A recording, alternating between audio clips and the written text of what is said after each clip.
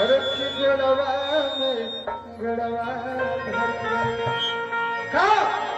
भरला काय ना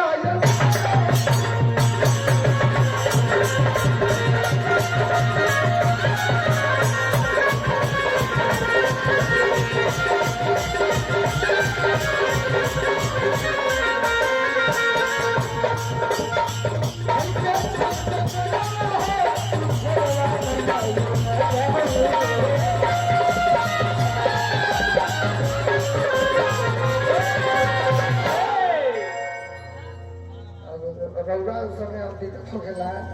रिश्ता अलग हो गया भाई तो हम तो तेरा